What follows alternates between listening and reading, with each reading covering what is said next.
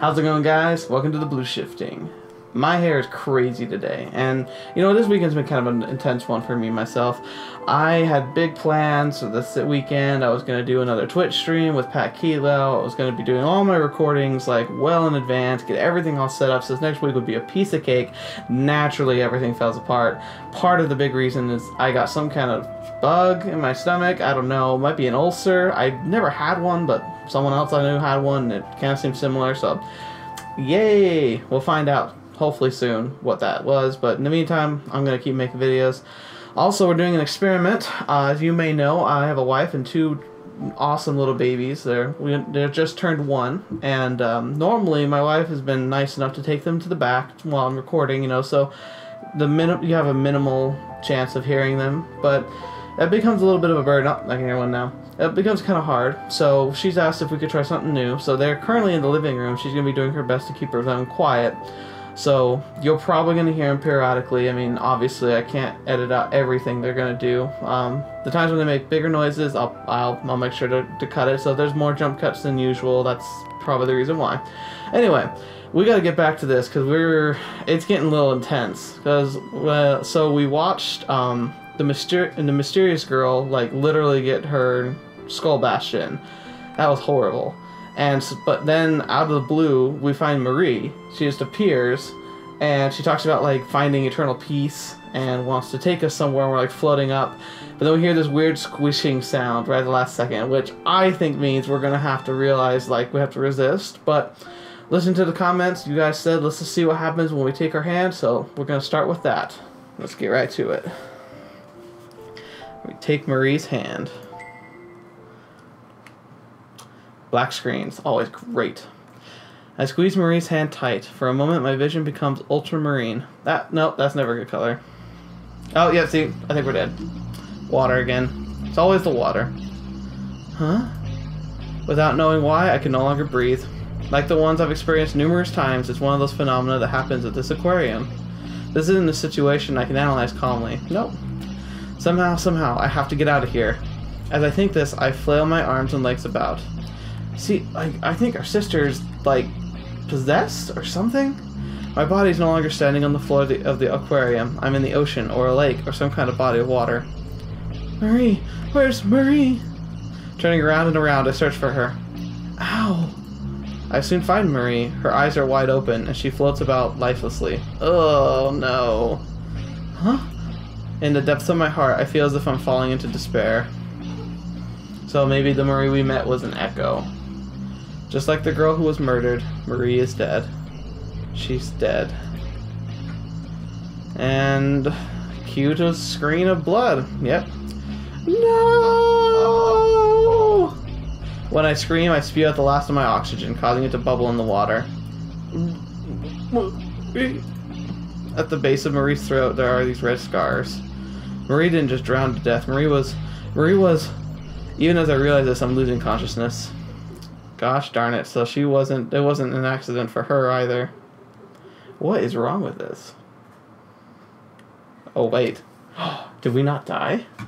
Bright red. Oh. This place is a world of bright red. Within this bright red world, I wait for someone to come visit me. You've come. Yes, that's right. Someone has gotten lost.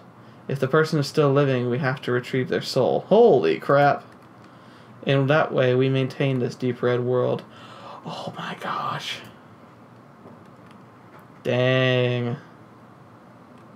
Oh, this place is really creepy. A blessed form 1.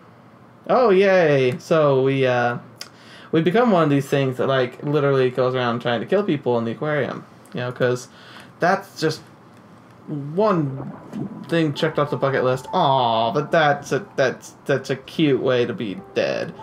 Little sister. Yeah, great. So we're gonna do what I thought we were supposed to do from the beginning and see, and I'm sure it's gonna be just absolutely pleasant. Just absolutely, because it hasn't been horrible at all. Alright, wait, what was that sound? Drawn to the sound, I look down at my feet. The keychain with the droplet and the starfish, that precious memory for Marie and I. That unstable bridge connecting Himeno and I. This keychain has a sticker with a picture printed on it attached to its back, so it probably isn't Marie's, but it has the same shape. Sorry, Marie.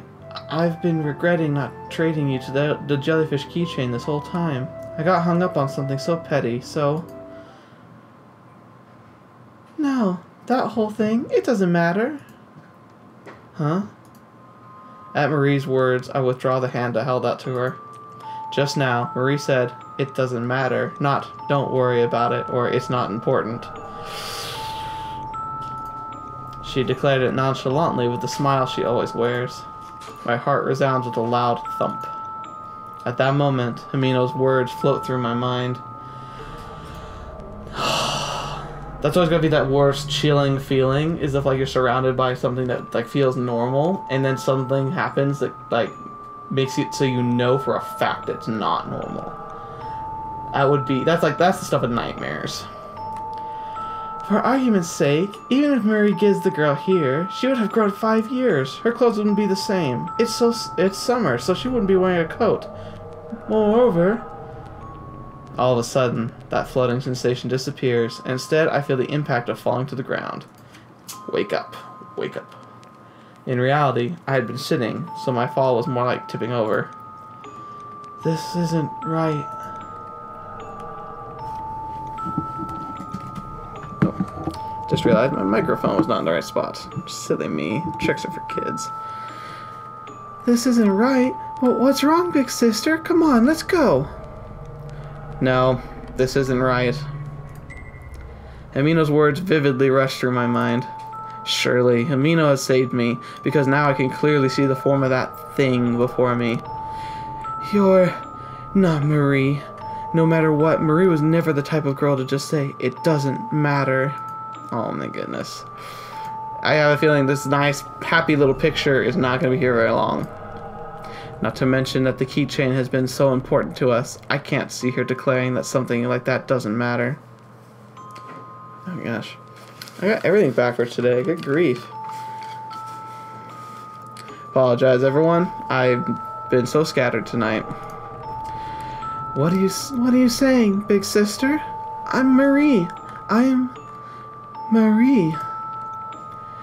When Marie refers to herself as I, she always drags it out.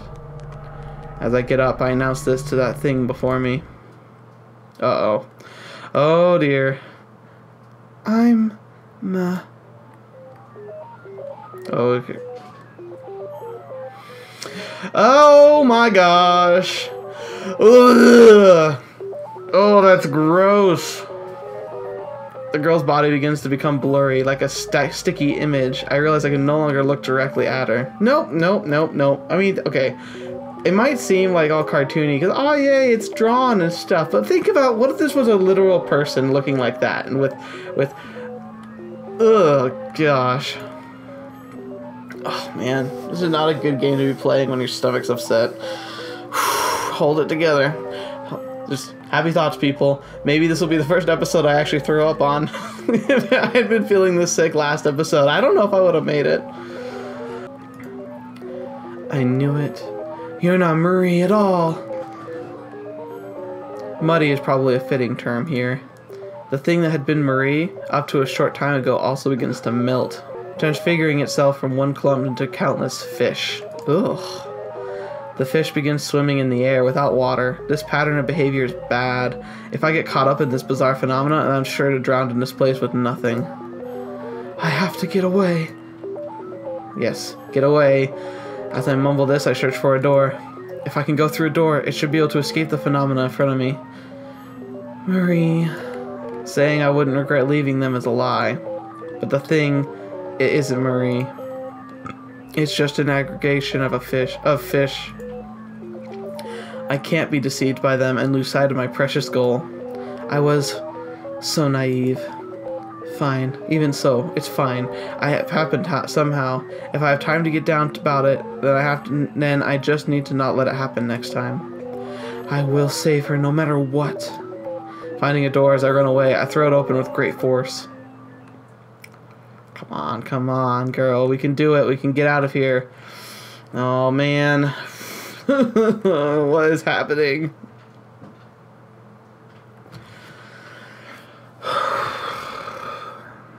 I'm so interested. I think we're getting really close to the ending, guys. I think that was something that happened a while ago. About a year ago. It was something that happened in the summer, during a break when I was looking over my notes for a quiz or something. Another visit to the history books. Hey, you, keep this in mind. A what? A girl from my class suddenly came to my seat, kicking my desk as she yelled at me. Holy crap. She was unexpectedly strong, the notes of stationery on my desk scattering about. She was like a leader of our class, as part of a larger group. Having almost never spoken to her, I have no memory of ever making her mad. Unable to get mad, I was merely bewildered. Then Himeno showed up, and with her face downcast, picked up my stationery. Sorry, it's my fault. Your fault? A girl from that group invited me to round 1 this Sunday, but I turned her down. That was the day Himeno and I had made plans to go to the movies. Indeed, I was able to more or less understand what had happened. When she asked me why, I told her I already had plans with you. Of course, I hesitated to tell her that, but she was persistent. But you could have gone. That girl's group was big. If there was an event or something, basically the whole class went along with them, but it wasn't strictly a good thing. Their group pride was as great as their group mentality. The girl that had come over a few minutes earlier was practically striking. Particularly striking. Oh, okay, so she's not striking as in, like, banners against the oppression. More about that she was very, like, prominent and probably good looking. I'd like to go, Mayu. You should just know you take priority. Aw, Himeno for the win. Himeno's the best. But if you turn them down, they won't invite you anymore, will they? If their pride was really that high, then that's how it would be. I had heard that. Except for that girl as a leader and 2 others, people were regularly being brought in and thrown out of the group. Jeez, what is this, a chain gang? Chain gang. Woohoo. That's where they hand out chains. The chain gang. It wasn't something I heard about. It was bad things girls who had been... blah, blah, blah. But the bad things girls... Okay, it's one of those weird sentences. I apologize. But the bad things girls who had been kicked out said regularly found their way into my ears. Yeah, I won't be invited anymore, for sure. Aw, that's fine though. You don't want to be mixed up in that. What? But that means... I saw it as a disadvantage for Himeno, who loved going to events. Like, she could have had an advantage getting elected to executive committees for things like cultural festivals or sports festivals or getting votes in programs or something. Okay, this is one of those things. I mean, I don't know if it's 100% true. Obviously, I've never gone to Japan. Hope to someday. But it seems like when it comes to, like, not only just participating and succeeding in school, but also, like, being involved in clubs and, like, student government, like, it seems like those are the cool things. I really like that. It really feels like the opposite here. Like, when I grew up, like, the kids on the student government were considered just, like, the big geeks, and, if you went to, like, tournaments and stuff for scholarship, you're just a giant nerd, and you're one of those weird kids. It's like, I really wish that we had a culture... Whether it's Japanese, like, whether the Japanese have this culture or not, I wish our culture was more like it's depicted in anime, where a lot of emphasis is about your personal achievements, like intelligence, charisma, and your ability to lead others and to try and do something, like, productive and successful. It feels like sometimes, like, the people who get the most attention when you're young are the people who are the least productive or the least successful in the end. And that's really sad. Luckily, I think that changes in some cultures, and, like, maybe it's changing now. I hope it is. I really hope it is. I want to see what the world's like for when my boys are that old, and I hope I can encourage them to be a bit more like, like this. More encouraged about succeeding in the things that are hard, not in the things that are easy and popular. It may sound like a discussion of politics, but ever since reaching junior high, things of this kind have this kind of mysterious flow to them. Yeah, junior high is not fun. Anyway, I was the one who turned her down. It's not some form of discrimination. I just didn't like them from the start. Himeno for the win. She's even honest. God. It's too bad Himeno's not the main character. Oh, man. I really hope she makes it. As she readily declared this, it wasn't I'm so stumbly. There wasn't a hint of doubt in Himeno's face. This kind of thing happened several more times until now. Cheerful and fun to be with, beautiful Himeno was always popular with our classmates. Since I was always with her, there were plenty of instances of jealousy. But from what I saw, Himeno didn't discriminate against anyone or try to butter them up, just like with the other girl from that group. I often asked Himeno, "Himeno, why are you friends with me?" "Oh, obviously, girl, Mayu, you're awesome." Is that really something you need to ask? More importantly, it's not like I'm not being your friend for some kind of favor. I'm your friend because it's fun, okay? Because Himeno is like the greatest person on the planet. God. Himeno, waifu for the win. Easily waifu for the win. Every time I asked, Himeno laughed it off. I really love that smile she gave me on those times. That felt good. That was a nice reflection. Which probably means something absolutely awful is happening now. Once again, I've entered a passageway behind the tanks. I thought it would get me to the Fish of the World booth, but I was probably led astray while I was out of it. Anyway, I should get going. If another something borrows Marie's form and attacks me like earlier, I don't know if I can defend myself against it. Yeah, that is kind of your Achilles heel. Safe no longer means anything, so I should speed through the passageway. Upon looking at the map, I see there appears to be a room at the end of this passage.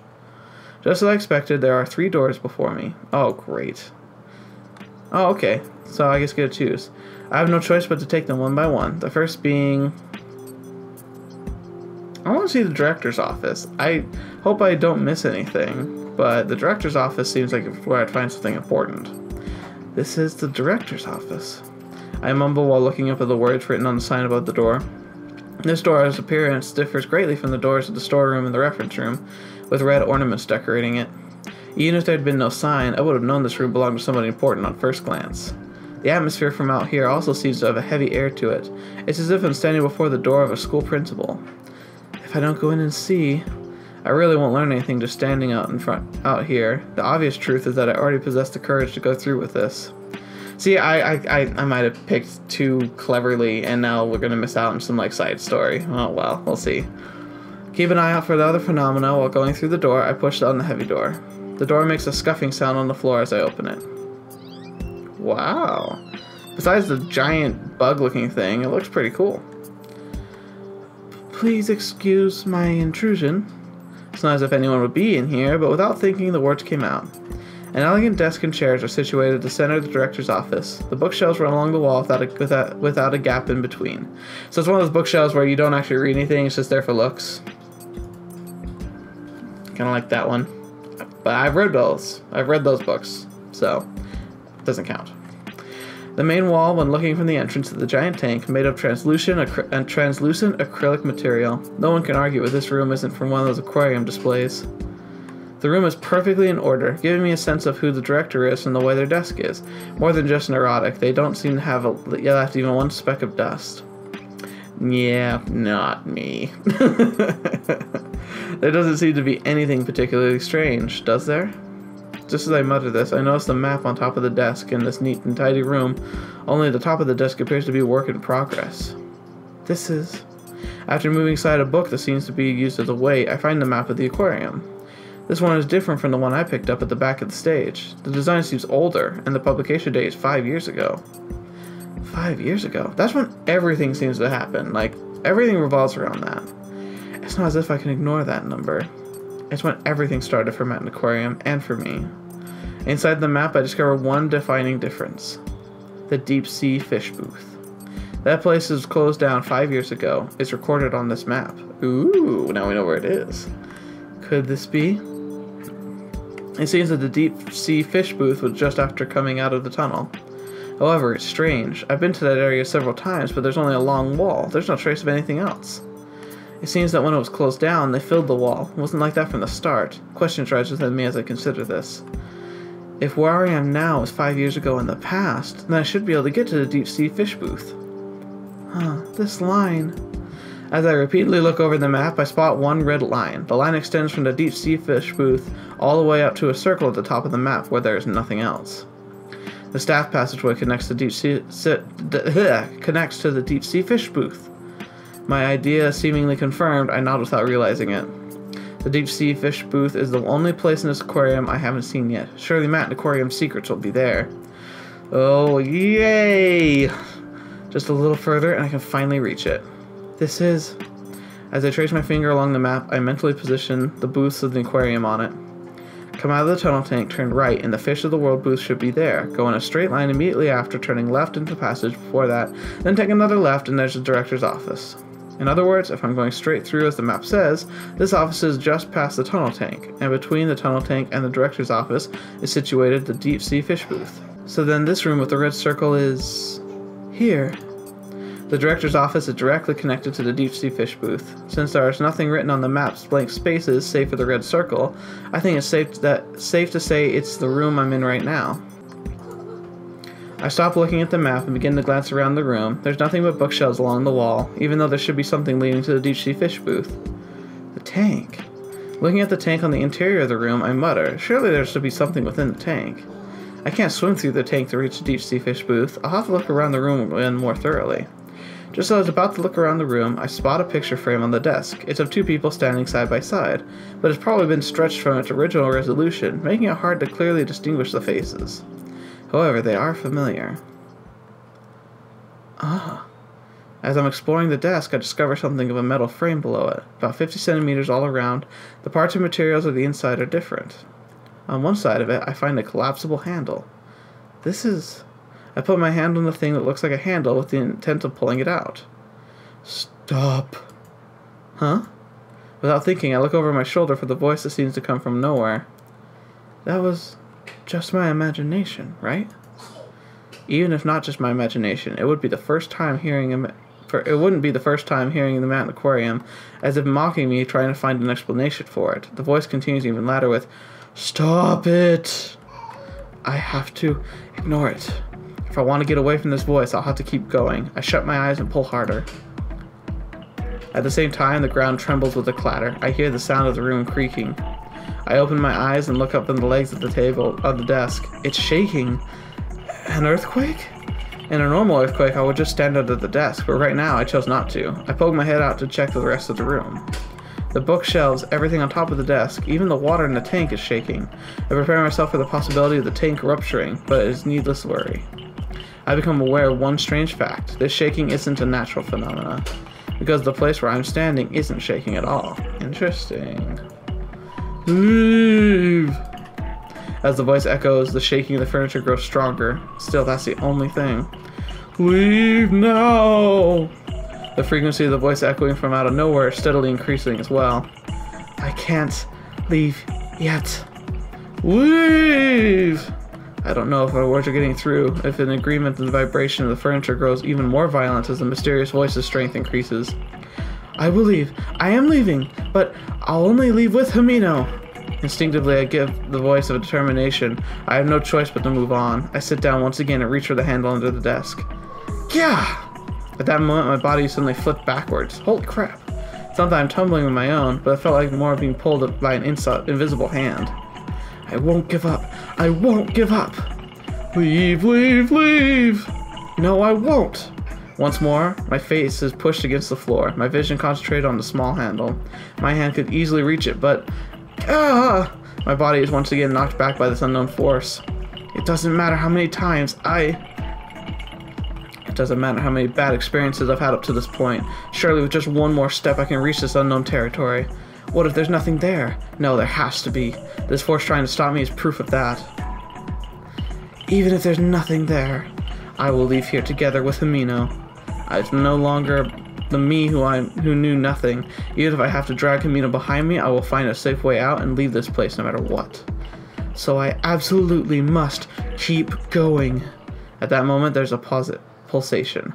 It isn't my heartbeat, but the entire room pulsating with a loud thump. What?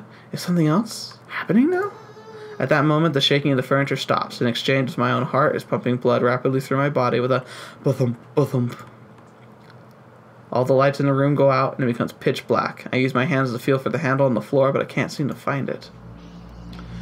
Oh dear. We've done it now. Here they come. This light. A phosphorescent red light begins to shine through the tank inside the director's office. And that's where we're going to have to end it for today, guys. I really think we're close. I bet you we have maybe 1 or 2 more episodes left. I don't really know what's going to happen here, but this is where we're going to have to end it for today. Thank you so much for coming again. I'm real excited to see how this ends. I want to know in the description below what you think is the solution. You know, is the director behind everything here, or is it another force entirely? Keep looking out for more videos coming out every week. I've got another series coming up right after this one as soon as it's over, so keep an eye out for that one. Also look for my Twitch streams. I'm trying to do them every Saturday and maybe sporadically throughout the week. I had a lot of fun with them, and I've been having people who have already been enjoying them, so I'm going to keep doing it. So thanks again for all your help, and until the next video, I'll see ya.